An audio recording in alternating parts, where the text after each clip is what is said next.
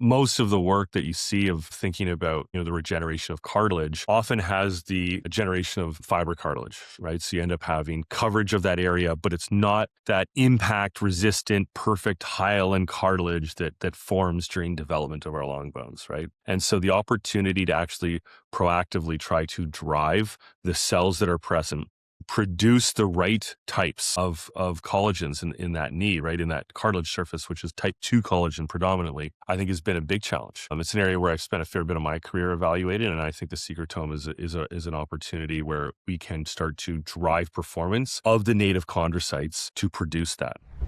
What if aging isn't about slowing down, but leveling up? I'm Dr. Isaac Jones. This is the Longevity Leaders Podcast. Welcome to Longevity Leaders Podcast. I'm your host, Dr. Isaac Jones, and I'm excited to have Dr. Taylor with me today. There's some unbelievable new breakthroughs in longevity science around these secretomes that come from your own body. So Dr. Drew Taylor is going to get into the exciting new world of what this actually means and what we can do to really take advantage of this amazing breakthrough technology for our own health, and then also the health of the people that we love. And if you're a doctor listening, obviously your patients as well. So Dr. Taylor, thanks for joining us today. No, excited to be here, Dr. Jones. Thank you so much for having me on, and excited to dive into this exciting new world. Absolutely. Absolutely. Well, why don't you share a little bit about how you got into being a geek in the stem cell secretome I was space? always a geek, I can say that. But I was trying to balance sports at the same time. I actually was going to go down the path to become a physician, and I was thinking about surgery. So that was the idea when I was young. But I also was playing baseball, and so I ended up going to the University of Michigan, playing baseball for the Wolverines, doing pre-med. And studied hard, got an undergrad and a master's done, and applied, and was going to continue on in medical school. But then I got the opportunity to play baseball professionally. So I had to jump at that. Of course, the dean, I did give it a shot. The dean would not let me do both baseball and go play. So I unfortunately was not able to continue down that path. But I think that I had a good idea to essentially continue on my education. So I actually transferred into a PhD program, which is a lot more flexible. And that's where I really got thrust into the world of regenerative medicine. So I specialized in stem cell biology and regenerative medicine, and specifically connective tissues. That's amazing. That's amazing. So what did you study? What were some of the big ahas for you during that time? Yeah, I think the one thing for me was I was very lucky to be studying in this space around stem cells and regenerative medicine when really a number of key discoveries were made, and that continued to open up the opportunities of what could be done with our own cells. And so one of the first opportunities was really the ability to create culture systems around cells that were reproducible and repeatable. So having systems for different types of cells where we could actually see lineages of, for instance, mesenchymal stem cells, and actually have culture conditions that we could control in the laboratory to push them down all three different layers, cartilage, bone, fat. All of those things were being developed around me at that time. But the big ones really was obviously the discovery of iPSCs. So, a Japanese group collaborating with a US group ended up being able to take an adult cell and reprogram it to behave like an embryonic stem cell, opening up the possibilities of using our own cells for virtually anything in the future in regenerative medicine. And then the other big one was CRISPR. So, the ability to edit genes. And so all of these things continue to really surmount. And it was evident in this time of my life that the next pillar in healthcare, right, the next area where we are going to be delivering care for patients is going to be regenerative medicine. Yes, 100%. 100%. And talk a little bit about where ISCs are, right? Or excuse me, iPSCs are, and kind of explain where it was before, where it is now, and how exciting that is. Yeah, absolutely. So, I mean, regenerative medicine is going to be delivered as a spectrum of things, and I think we're leaning deeper into it. The world of iPSCs and even CRISPR is going to definitively be part of some of the long-term strategies in delivering care, and are also going to be mostly leveraged in life-saving therapies, right? Editing out a gene that is causing disease, or using our own cells to recreate a cell type without that inherent disease in it, or performing better, and being able to deliver that back to ourselves. And so using iPSCs to tackle things like Parkinson's, macular degeneration, these are real targets that are being evaluated and worked on and tested today. And then using CRISPR also to edit out, congenital issues, like so actual genetic problems that we can course correct on now with those things. Unfortunately, there are risks to some of these treatments, right? So they are advanced. They will take a lot of time to ensure that they're safe. But what's exciting is that we've now developed this near-term wave of applications that are actually being delivered to patients today. And so if you look at Acorn across all of these areas right now, we're developing strategies for delivering care today. And then we have a bucket that we believe is in the very near future will be delivered tomorrow. And then things like iPSC and CRISPR in that longer term bucket that will be really the future of healthcare, but still moving the ball down the field right now.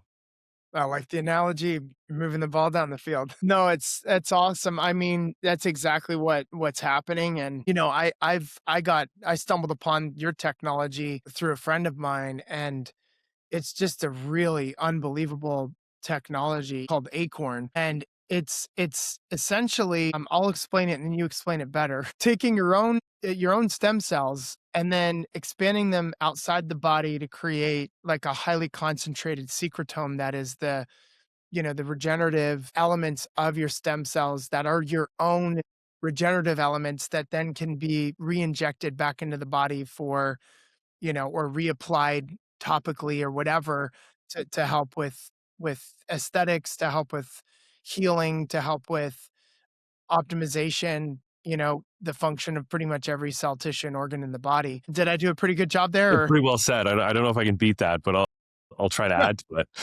Nice. At Acorn, we try to do two things, and really they're the same objectives, just approached two different ways. We are trying to allow for you to have the best performing version of yourself.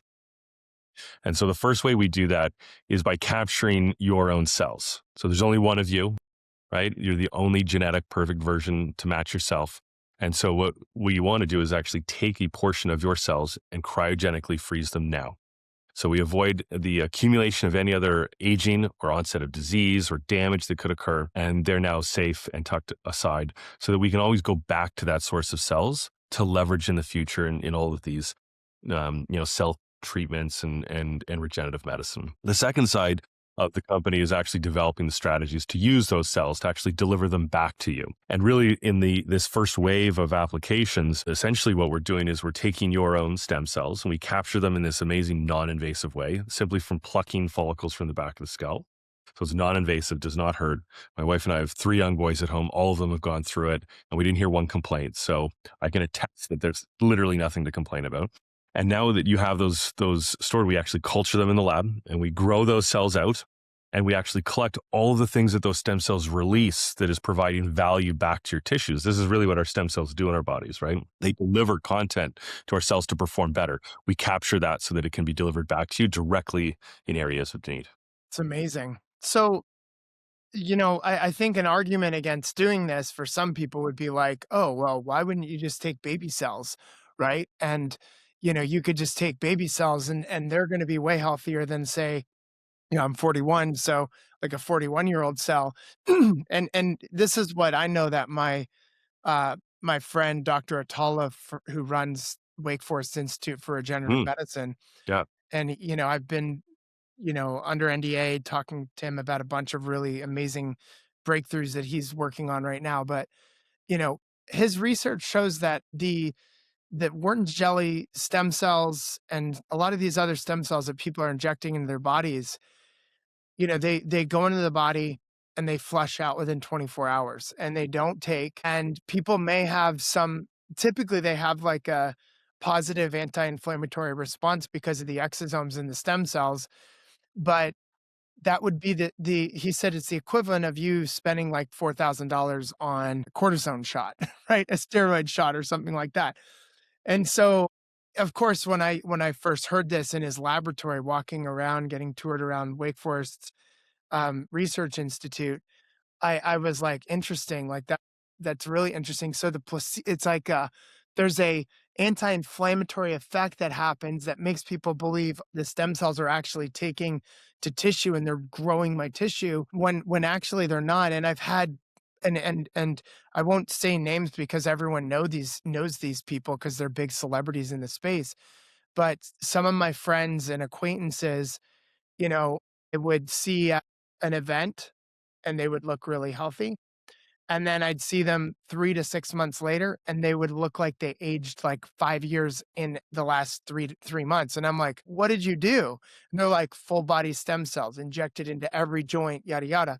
So what I learned as well from Dr. Atala and some other scientists I've connected with afterwards is that if you overdo it with these stem cells, like a lot of people have done, you can actually develop autoimmune disease to the stem cells and Yeah. autoimmune reactions. So what are your thoughts on that? And is that do you agree? Would you disagree? I mean, literally what I just shared there is essentially destroying 99% of the stem cell industry, which is one of the reasons why I believe in what we're talking about. Yeah, look, this is the reason why we're taking this approach, right? Because Yeah. we've unfortunately seen that as well. And Dr. Tull is a brilliant scientist, and he has done some unbelievable work. And he's a prime example of leveraging a patient's own biology, their own cells. And it really was one of the first people to actually 3D print and engineer and grow out tissue structures and implant them into patients to deliver back functionality. He's done it with bladder, other areas that are life-saving organs yet, but he is developing these stepping stones towards that. Mhm. Absolutely brilliant. And so I have so much respect for him and his work. And, he's the best of the best. So one thing that I think is in common with his approach and our approach is leveraging the patient's own materials. Yes. And I think that is where, to your end, you recognize that when we receive something foreign, we identify it as foreign. Part of our immune system is attuned to find out what is our cells and let that be, and then what is, unfortunately, invading and clear those out. And we have very specific markers on the surface of all of our cells. They're also on the surface of our exosomes. So Really? yes, exosomes, I mean, the phospholipid bilayer around our cells and around our endoplasmic reticulum inside our cells is where exosomes bud off of and emanate from. And so they carry all of the same surface proteins that would be present in those cells in the exosomes themselves. In fact, the tests to actually identify exosomes in the laboratory, the best tests, look at integrins and these molecules that are specifically intertwined in the phospholipid bilayer of cells.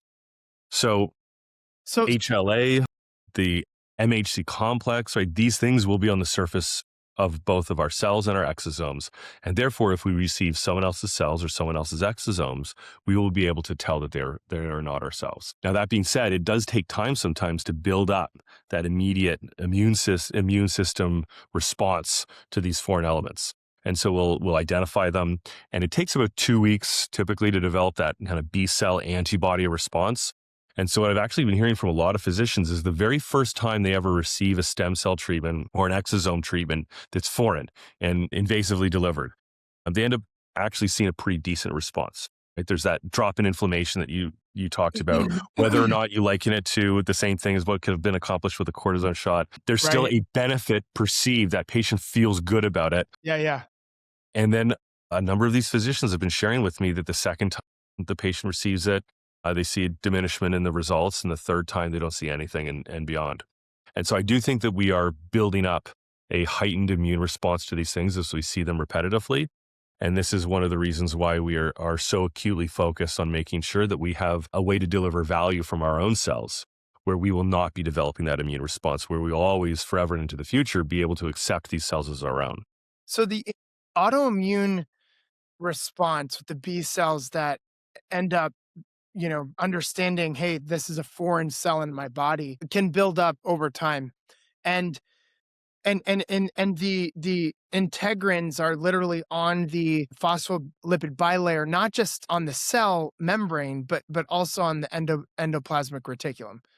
Is that what you're Yes. saying? Yes. So that even an exosome that is a foreign exosome, people can overdo that and even potentially. And have you seen people developing autoimmune issues with exosomes? Healthcare is changing, and many clinicians are looking for ways to deliver more personalized, forward thinking care while building practices that can adapt and grow with that change. Disrupt Clinical 2026 brings together practitioners who want to combine emerging longevity science with practical models for how medicine can be delivered sustainably, effectively, and with greater professional autonomy. Join us April 10th through 12th, 2026 in Hollywood, Florida for 3 immersive days focused on integrating advanced diagnostics, preventative and regenerative strategies, and care frameworks around longevity and prevention and cause-based medicine designed for where healthcare is leading next. Alongside clinical insights, we'll explore operational systems and practice approaches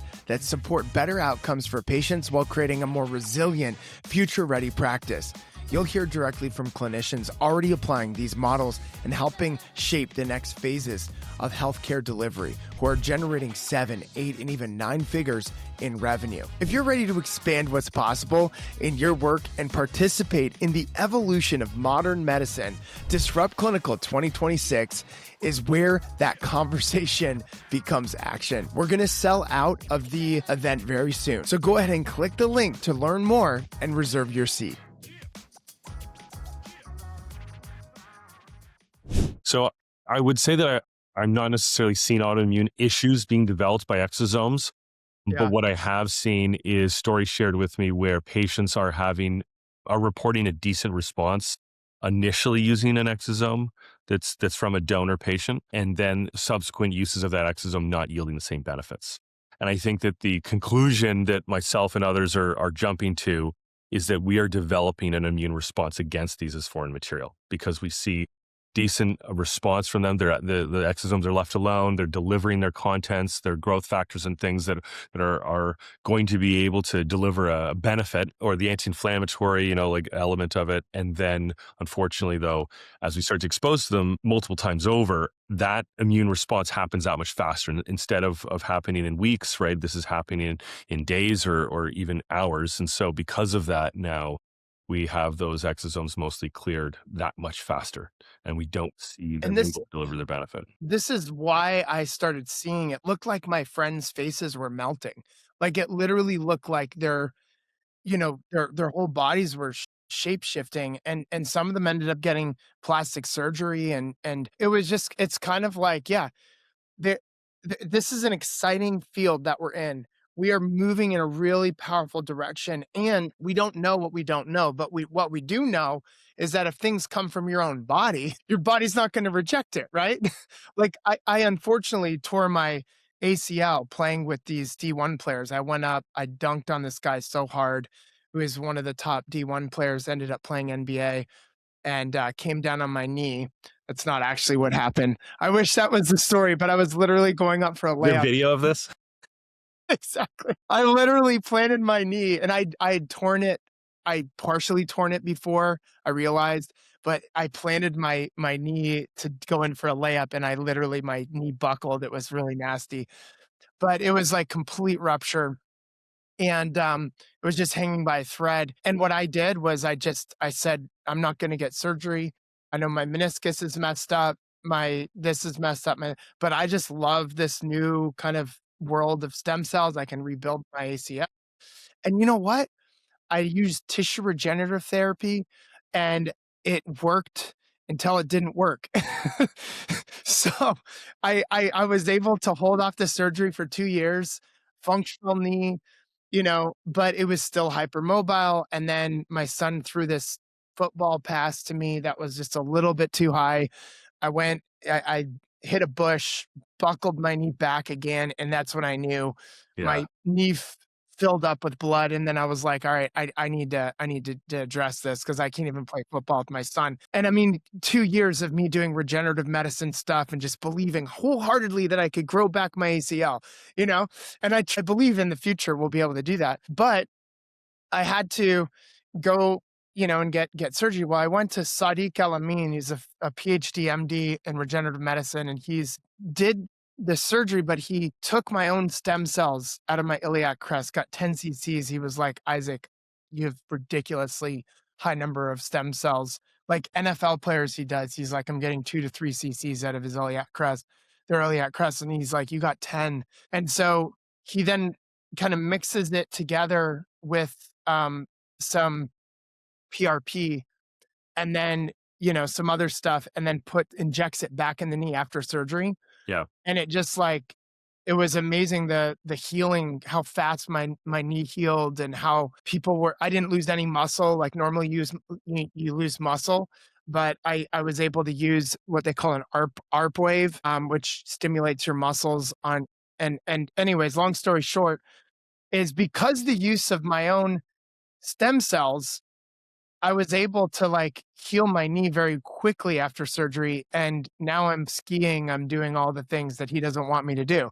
He's like, just don't ski or do any fun with your knee anymore. He's like, so no, I'm just joking. But it's a lot more stable. So let's talk about Acorn. Let's talk about what you guys have discovered. Let's talk about, now that we've kind of set the stage for why this is important, what are some of the breakthroughs that you feel like has been Yeah. created? I think you're alluding to one of the big ones with that story, frankly. You were able to receive a fantastic benefit from having access to your own stem cells. And the ones in your iliac crest that are being used for that regeneration are mesenchymal stem cells, right? So these are the cells that affect connective tissues. So they're specific, have shown amazing things across sports medicine and cartilage, bone, tendons, ligaments, and then also those MSCs into aesthetics. They're also in our fat, dispersed sporadically, but we also have these high concentrations of them in our hair follicle.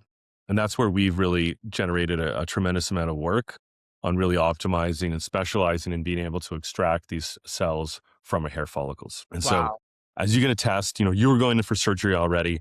I'm sure that there was a little bit of an extra area of recovery by drilling to the iliac crest and taking out, some, it didn't tickle is my guess. I've heard a few people that have gone through it, and some of them aren't as tough as you, but they talk about it like pretty dramatically. But it is really an amazing way to access your stem cells. What if we could do that just from plucking your follicles? Right. And so it's an opportunity for us to, if you're not going through a very invasive procedure, or you don't want to go through two at the same time, you have the opportunity to access these cells simply just by plucking follicles from the back of the scalp. And so that has really opened up the opportunity to access stem cells from ourselves non-invasively, the first opportunity.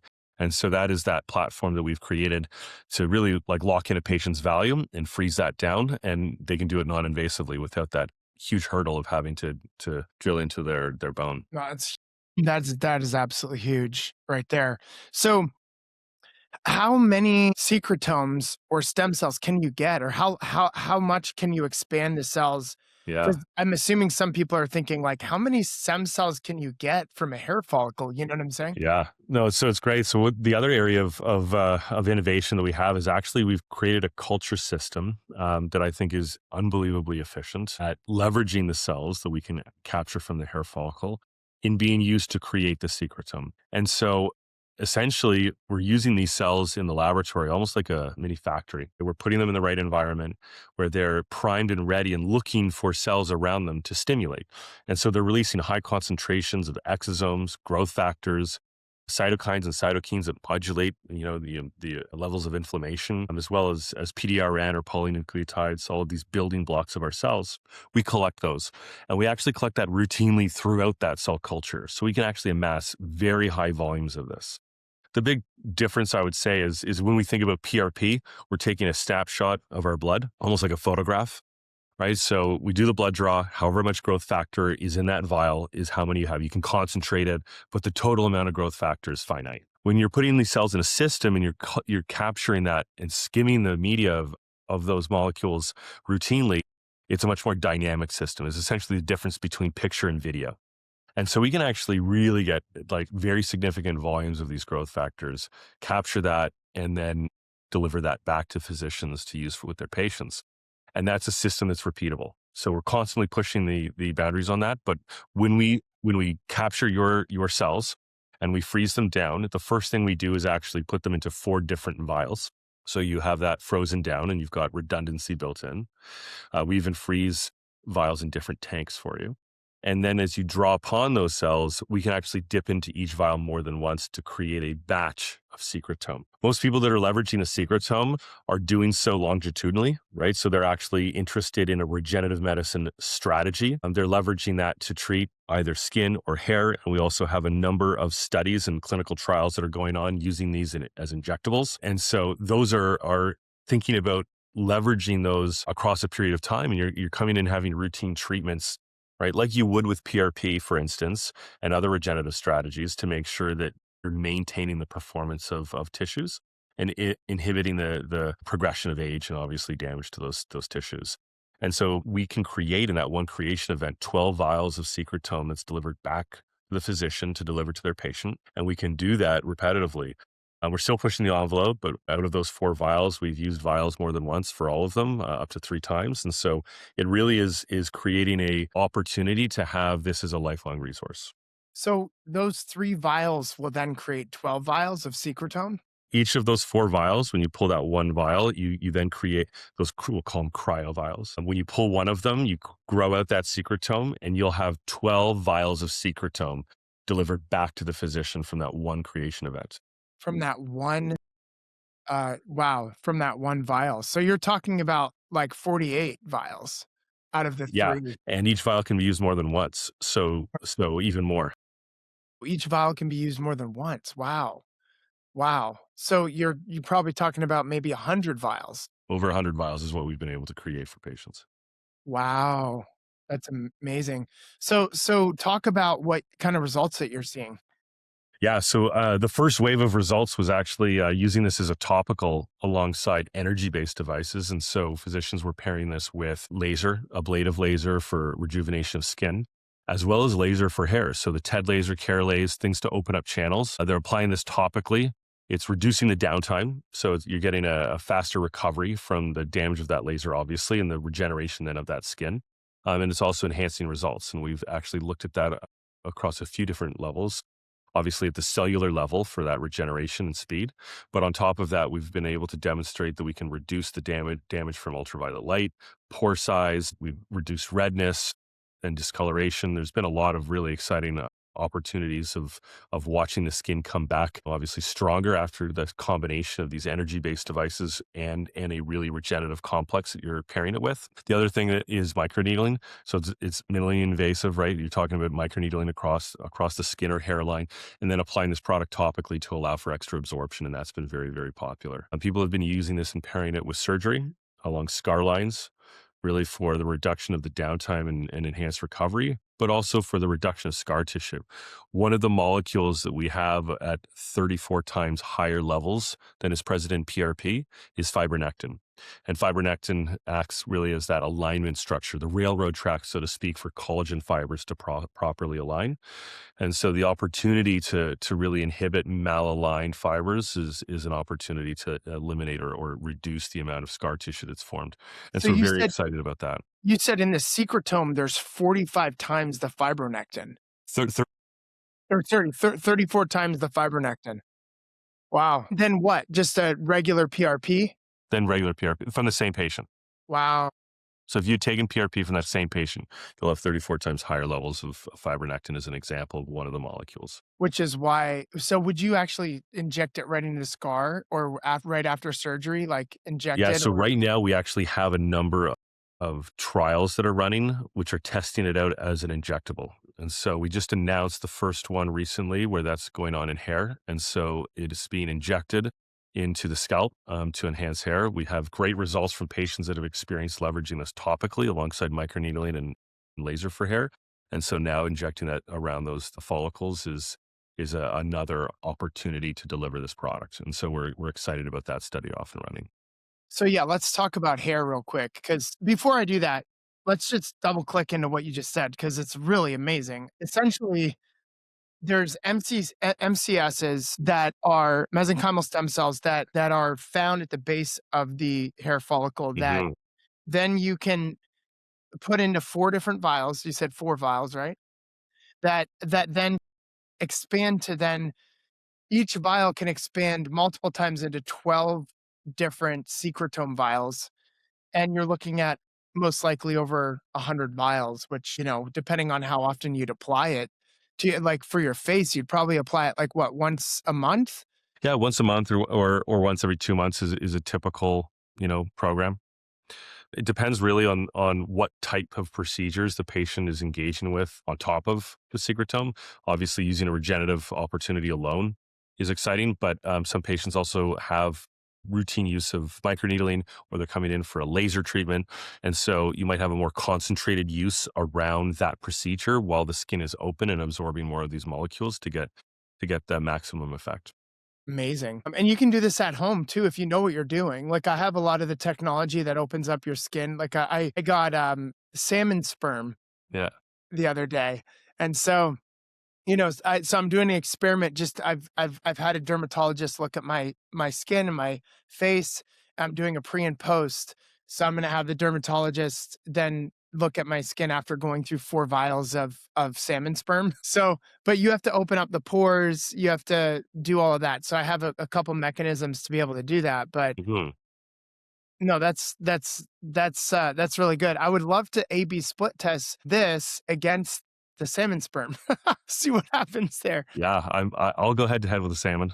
That's awesome. Well, then you've got this culture system, and then you're essentially leveraging this amazing kind of environment for it to expand, to secrete more exosomes, cytokines, polynucleotides, and then you get this kind of like, if PRP is a photograph, you're literally creating like a video. Like, it's like three-dimensional, Very dynamic, yeah. very dynamic secretome.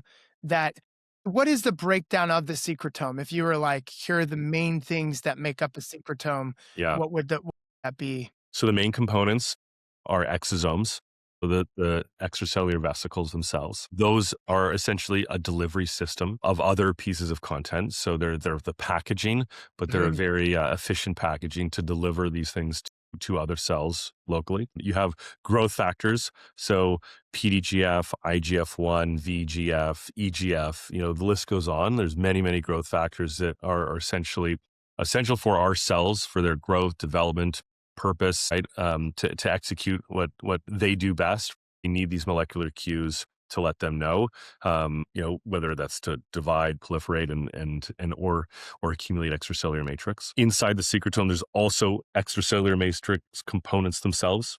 We talked about fibronectin, collagen, elastin, aggrecan, an important one around hair. All of these large molecules really are the support structure tying that space in between cells together. There's aggrecan, fibercan, and fibronectar, and what was the other one? Aggrecan, fibronectin, collagens, Collagens.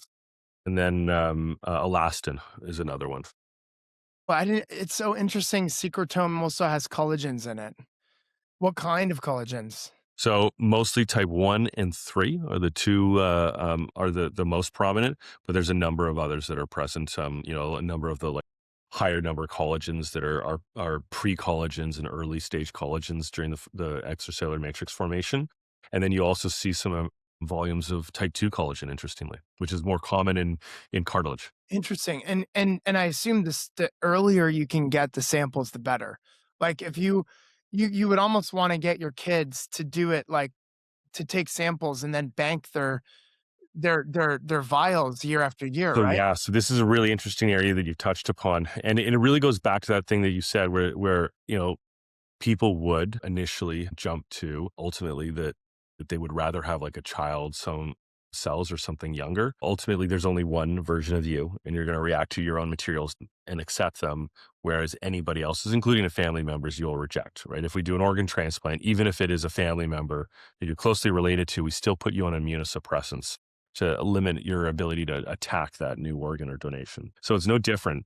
Having your own materials is by far the best. So how can we make sure that you have your best? It is to bank them as young as possible. So we want to get you as young as possible, but still, even if you are, have a few years under your belt, I've banked my parents as an example and made sure that they have their samples cryopreserved. Done obviously my wife and I, and then we've done our kids as well. So all generations have something to gain from this. We've treated patients with their secretome as old as 87. And so you can leverage this well into life.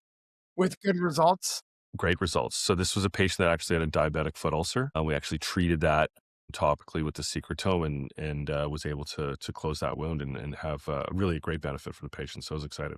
I bet you the pharmaceutical industry is so excited about this product. Well, we'll see. I mean, we've launched it in a few different areas right now. I mean, hopefully, they'll be partners of ours, right? I And hope so. participate in this.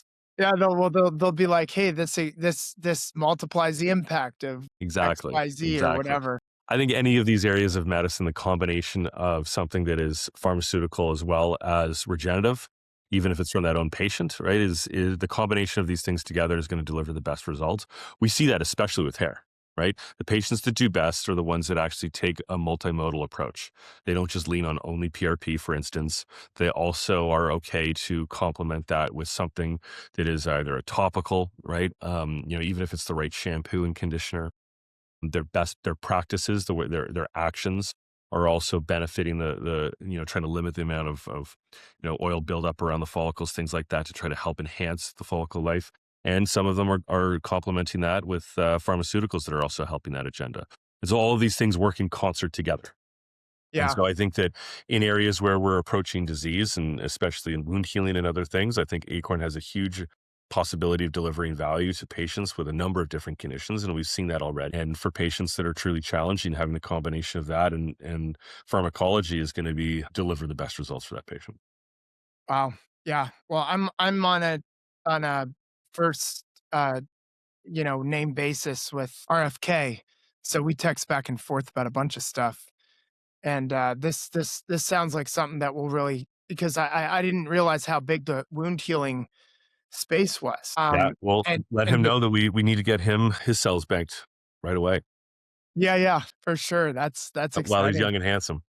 Yeah, yeah, to stay that way, right? Well, let's talk a little bit about hair then. There's a lot of people, like everything you just said about the secretome obviously is like it's what everybody wants for aesthetics, right? Women are this is like exactly what they're looking for, especially after PRP. At least at the aesthetic place I've gone to, and done some podcasts with the people there, or just some posts, excuse me, on Instagram. They're using like various exosomes and things of that nature on the face. But let's talk hair, because I think there is a lot of interesting things out there that men are doing to like maintain a healthy, and women healthy amount of hair. What would you say are some of the best? Like let's go down the list, and I can chime in because I've been studying some of this recently as well. Go down the list on things that people are doing right now. Yeah, and then we'll talk about how to layer in, Yeah. the like I know like red light therapy helmets, Yeah. or something It's that a lot of exploded. Yeah. people Yeah. are exploding. The use of castor oil and Castor oil, tea tree oil. There's a number of different things that are being peppermint leveraged. oil. Yeah. Peppermint oil, obviously, these often like tea tree and peppermint will have a tingling effect, right? And so there's obviously a reaction. I think that with some of these topicals that are of um, you know natural products like that, I think you're going to see that people react differently to them. And so there's a group of people that swear by tea tree oil and a group of people that swear by castor oil. And I think you have to kind of figure out a little bit of what works with you from some of these types of things, right? For sure. I also think that different people are going to have different patterns of sweating and oil accumulation on their scalp.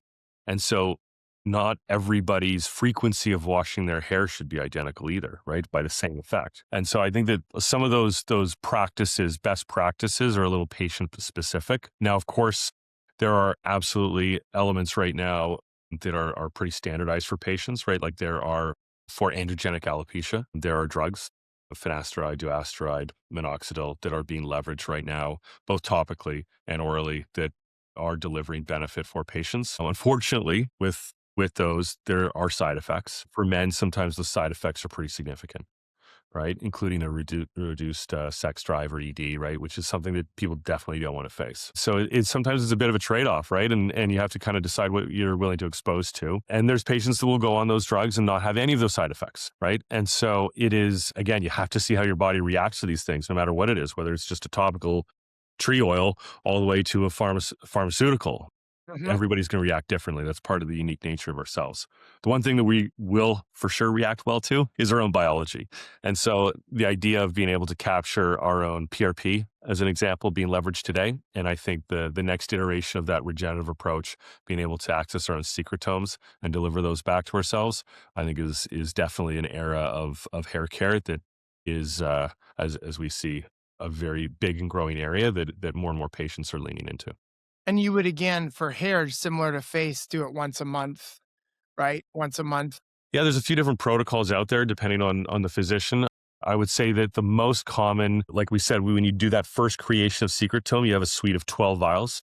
And so what we see is that patients are receiving a few treatments back to back monthly, top loaded, and then you can back off to either bi-monthly or quarterly in order to space that out. And so you're looking at leveraging those 12 vials over the course of a year to 18 months. Yeah, that's great. And do you use a full vial each time you apply? Yeah, typically it's dependent on the surface area you're trying to treat. You typically use one or two vials to cover an entire surface area. So two vials for probably a full surface area of the entire scalp. And then if you've got more spot treatments like you're dealing with power alleys or the crown, a single vial will cover that area. Very cool. Very cool. So, gosh, we talked aesthetics, we talked hair. It's a big deal. Um, Now we need to get into clinical, right? Like, what are some of the things that you're excited about with the research that you're doing from a clinical perspective?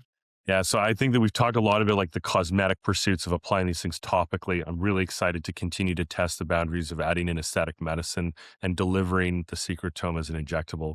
We have approvals to run those clinical studies. They've actually started already, so patients are live and being treated right now. And we press released that recently. So that was, I think, a huge step forward for us. We have been actually looking at a number of different ways of how these cells can be leveraged beyond aesthetics. And I think the next natural area is in sports medicine.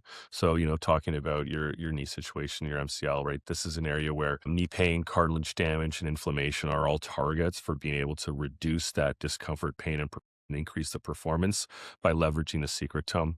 In the same way that PRP has become a mainstay in treatment of sports injuries, complementing that with this next generation of regenerative product, I think is going to be a really exciting area. So we have seen a lot of analysis on the proteins that are present in our lab when we're creating the secretome that are absolutely beneficial for other connective tissues outside of skin and hair and into the joint space. So, the mechanism of action is very clear. That being said, we have also some joint collaborations at the University of Calgary going on right now where we're evaluating this as an injectable in some animal models for the reduction of inflammation and the regrowth of cartilage. And that has been a very exciting study. We are planning on publishing that shortly, and we got some great results out of that. And so we're looking to use those to obviously carry that work to human patients very shortly. Amazing. Oh my gosh, how exciting is that? What do you do for, say, the animal has a, or the human has like a joint issue, let's say a meniscal issue? Do you inject it right into the meniscus? Do you inject it just around the knee and the exosome knows where to go? Do you need to use tissue regenerative therapy to then, kind of stimulate the meniscus or the area, the joint to excrete exosomes for the body to know, okay, this is where, you almost like artificially re-injuring the Yeah. area? Yeah. I mean, the meniscus is exceptionally difficult. Technically the approach is very similar to the approach of using other elements like HA and PRP and things, but actually injecting that into the interstitial fluid or the interarticular fluid. So that area that's within the synovium, that synovial fluid is an ultrafiltrate of our blood. And so it is full of a number of compounds, but no red blood cells. And so adding to that, you are going to have direct contact within that fluid to the meniscus and to the cartilage surface areas. I think that cartilage is one of the most interesting tissues, honestly, in the human body. If you think about it, it has no blood supply. It's got no nervous innervation, right? There's no impact on the lymphatic system. The only place that it is getting nutrients from is through that synovial fluid, which ultimately is an ultrafiltrate of our blood. Yeah. And so if we can add things and proactively deliver some of these regenerative molecules because they don't routinely have that replenishment of them, I think this is an area where we can have a tremendous amount of impact. at Mm. delivering this secretome to that area. Most of the work that you see of thinking about the regeneration of cartilage often has the generation of fiber cartilage, right? So you end up having coverage of that area, but it's not that impact resistant, perfect hyaline cartilage that forms during development of our long bones, right?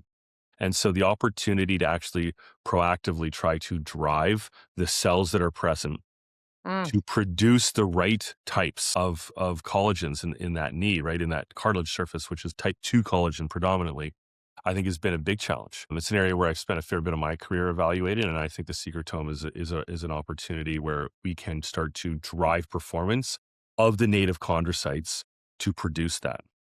And Wow. this is something that, has been talked about, right? The idea that these cells go in, they do a job, and then they get cleared very quickly, right? A stem cell's job, people think it's going to go in and it's going to become the cartilage, right? Technically, what these stem cells do is they act more as communicators.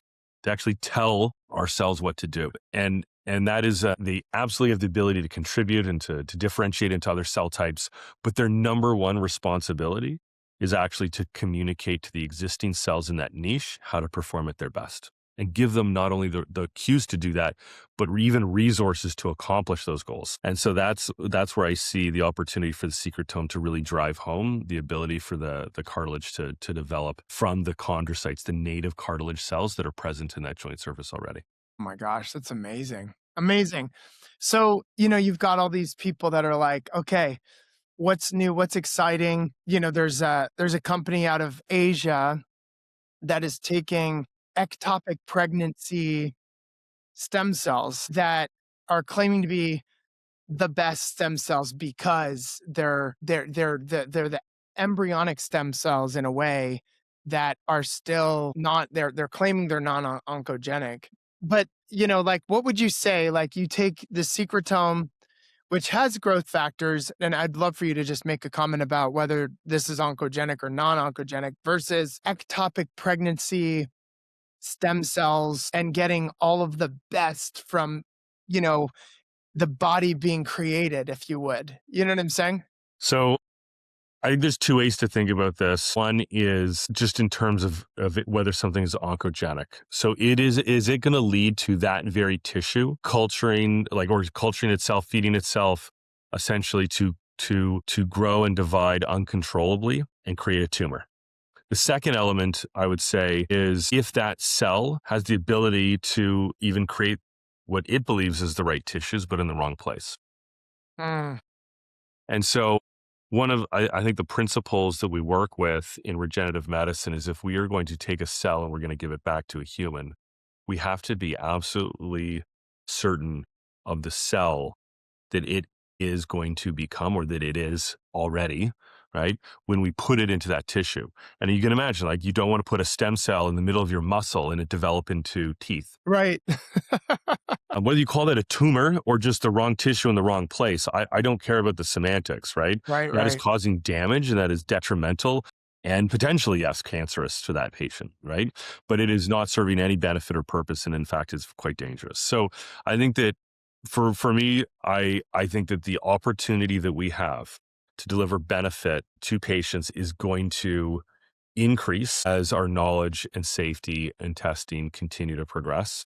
Right now, I think that we are able to deliver benefit to patients across a number of different areas, at least when I think about it from the context of our work in the world of topical aesthetics and now injectable aesthetics. And we're also now, I think in the future, looking very quickly to look at other areas like orthopedics, fertility, and beyond.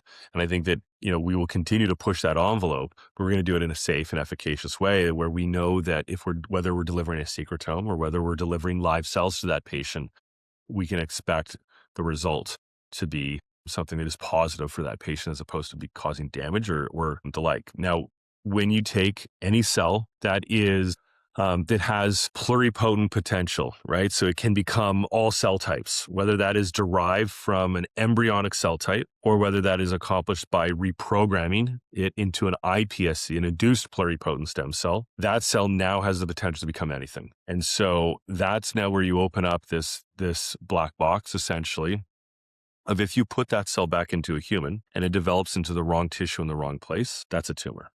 Yeah. Yeah.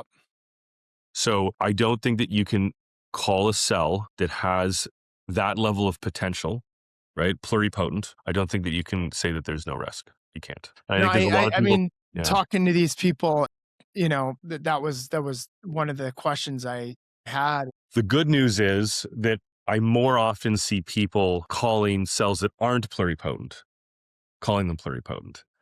So rather than calling pluripotent cells safe, I see even more often people calling cells that are definitely not pluripotent. So I think that there's at least that there's that mistake being made more often. But I do think that there's a lot of excitement around stem cells. We know that this is going to be the next era in healthcare, and it's going to attract all kinds of people. It's going to attract people that are trying to do their best for their patients, do their best to support doctors delivering their best to their patients.